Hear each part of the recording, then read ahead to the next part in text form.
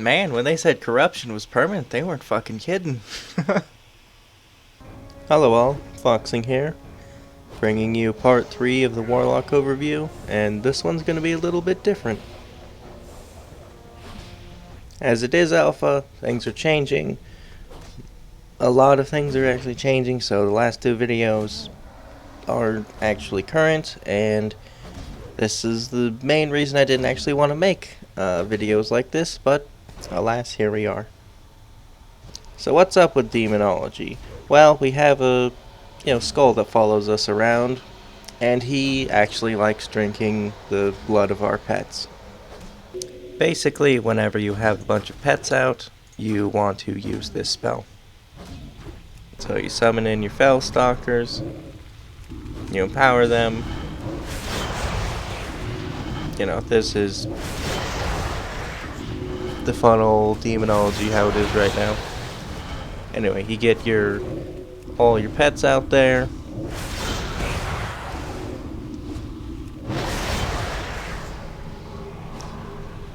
And then you use consumption, and then it'll do a lot of damage for you if you have a lot of pets out. So that's how the artifact works, basically. Other than that, actually, originally there was 2 types of play for demonology, which was the demon bolt, and then the other was more of a pet-based one, where you would summon in lots of pets to do pet damage instead of lots of pets to boost your demon bolt. But for right now, it looks like demon bolt and AoE, you're just going to be using implosion, because they buffed the Christ out of implosion to where it's actually decently worth it if you can manage all your imps. And it does, again, a lot of damage. But the main play you're going to be using is the Demon Bolt, because of this annoying thing that they had to change here, which is Shadowy Inspiration. Demonic Empowerment also causes your next Shadow Bolt or Demon Bolt to be instant. Demonic Empowerment has a shorter cast time than Demon Bolt, so you can use your empowerment to keep it up permanently, and then you use Demon Bolt, making it less time to use a long. It's basically like making your Chaos Bolt be the same thing as your Incinerate. Less time, more frequent. And the next thing is Shadow Flame. Lobs a ball of Shadow Flame at the target, dealing Shadow Flame damage immediately, and another dot, basically. And it's kind of like the old Hand of Gul'dan.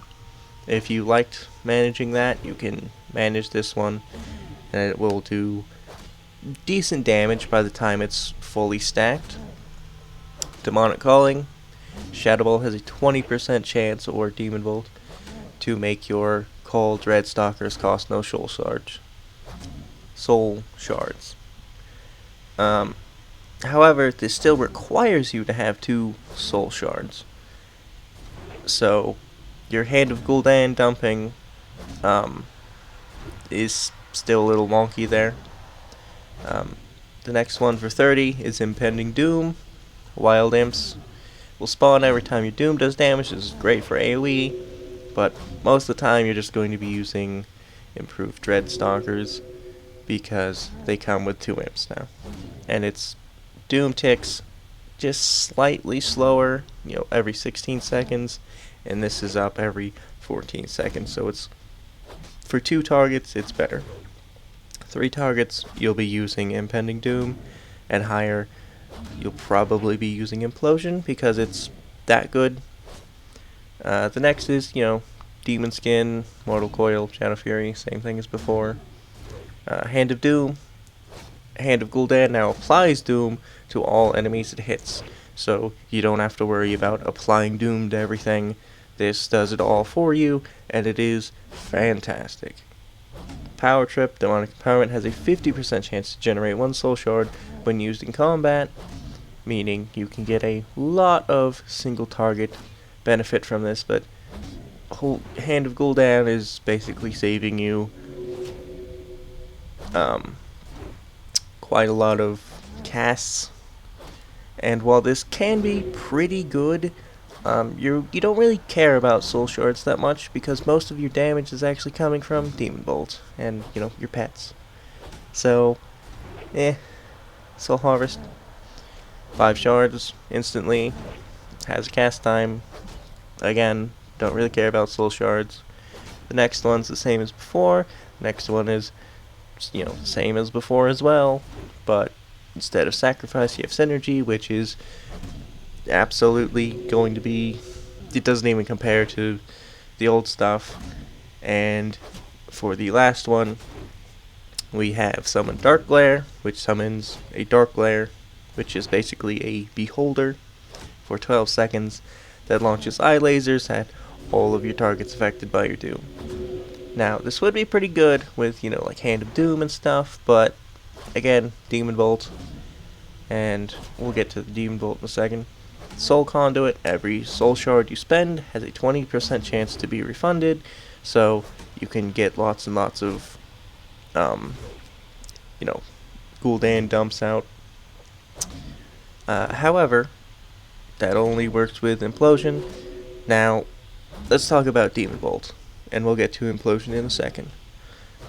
Demon Bolt deals extra damage for every single demon you have out, and it has a decently long cast time for demonology.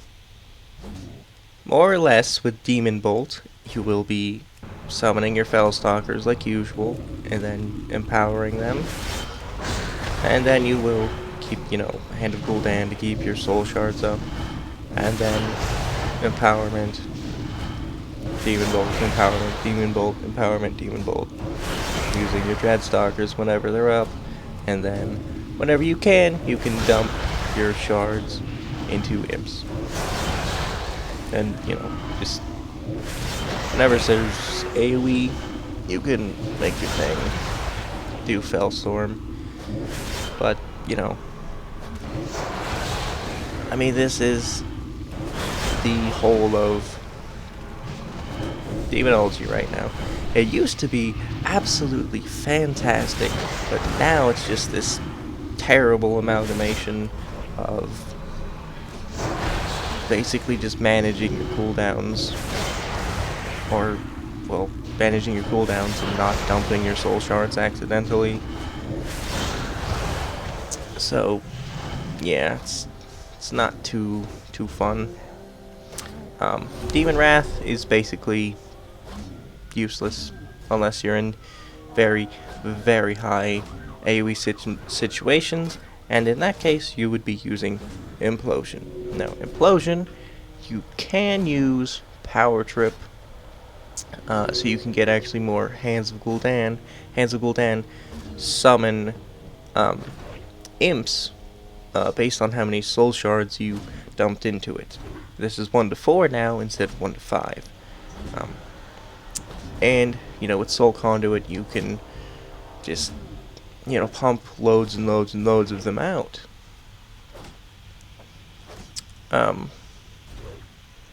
But, even when you have Demonic Calling, it wouldn't be better than Shadowy Inspiration, because, you're gonna want Demonic Empowerment up anyway. Shadow Flame, you could use it, but it's still kind of meh. So, yeah. You're going to be using Empowerment to get free Shadow Bolts a lot more often than you would be using Shadow Flame to get basically the same amount of damage. And it's not like it gives a soul shard every time it ticks or anything like, Demonic Fury used to with Hand of Gul'dan. Or, if you get 2 stacks, it gives 2 soul shards or anything like that.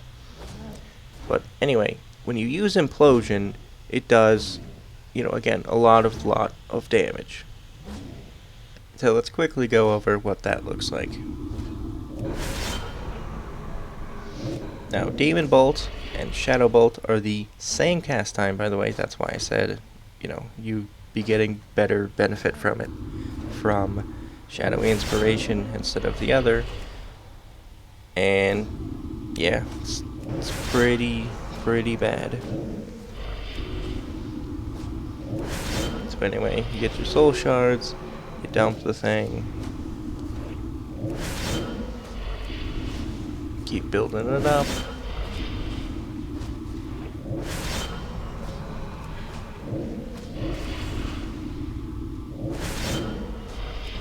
And then when you are at the max imps you use Implosion, they all jump at the thing and explode.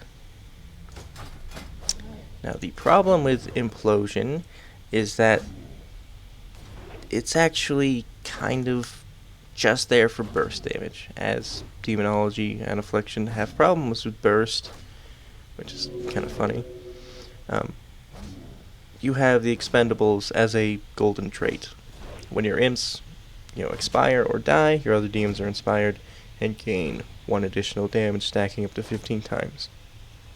Now, while you're saying, well, that actually synergizes really well with Implosion, it's not actually that great, because when you're using Implosion, they die prematurely, so you don't have a nice flow of demons incoming to get the full benefit of this, and at 15% damage is quite a lot. So Implosion is literally just there for damage.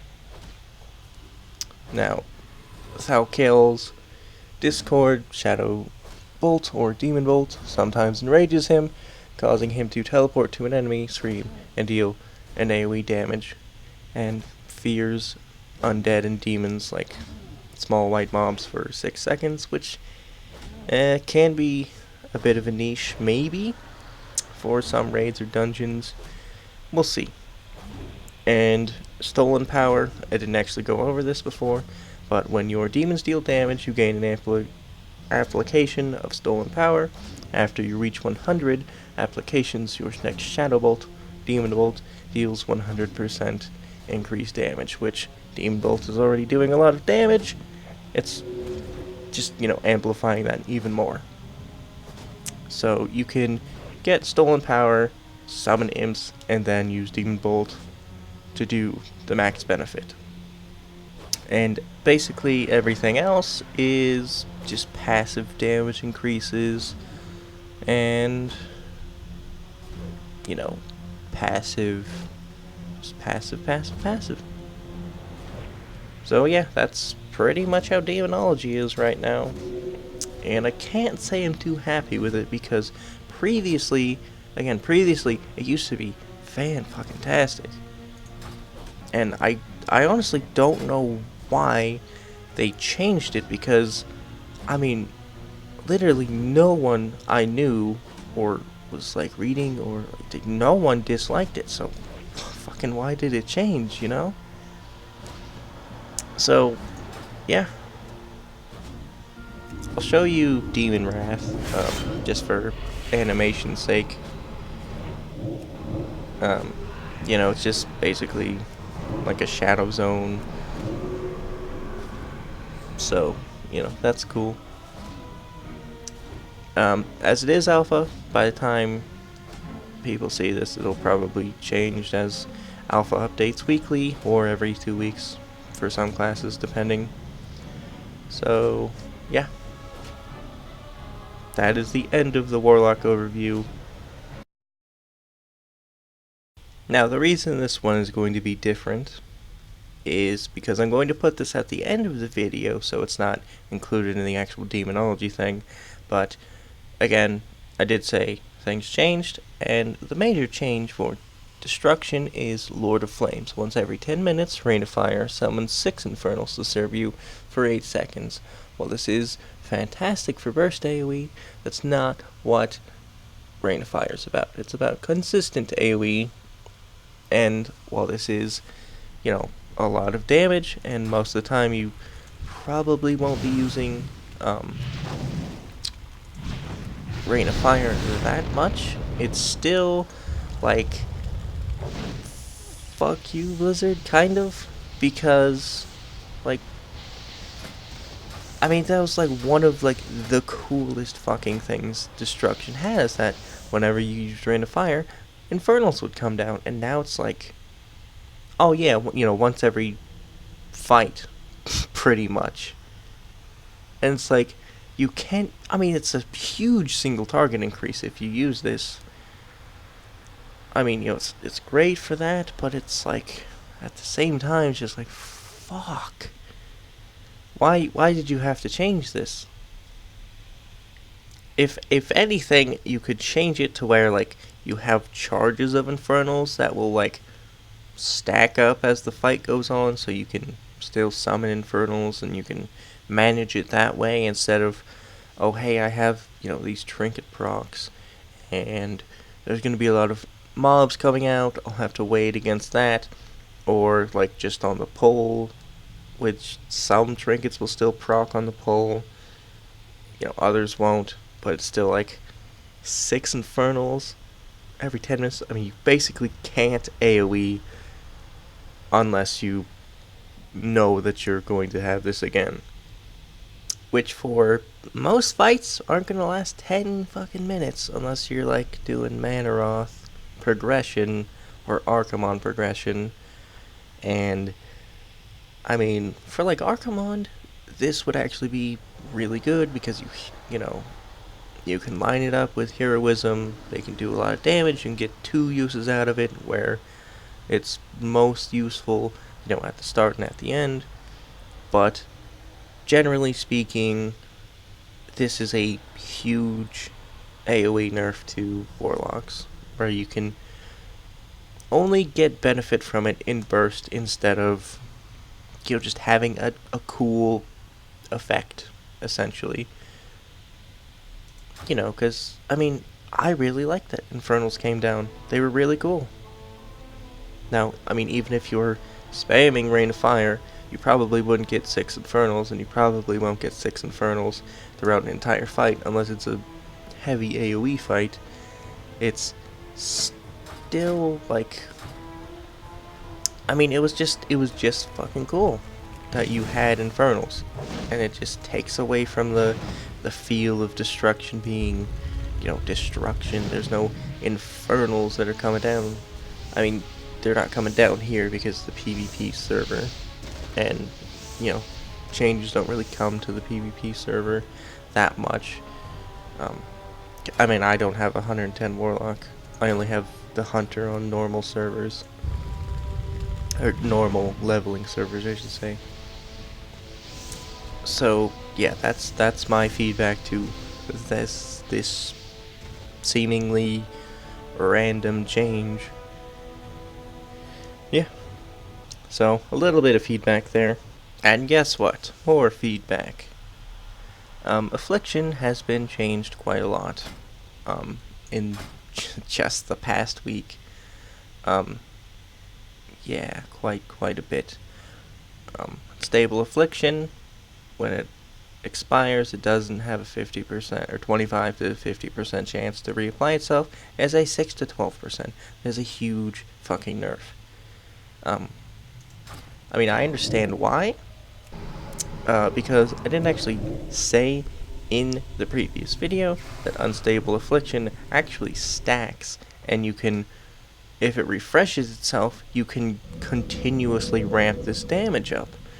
And like when I was testing it in a dungeon, on the other one, when I, because I mean you can get this talent relatively early on. I had it ticking for something like 16 million every 2 seconds. So that was interesting. But they keep nerfing Affliction's overall damage. A lot.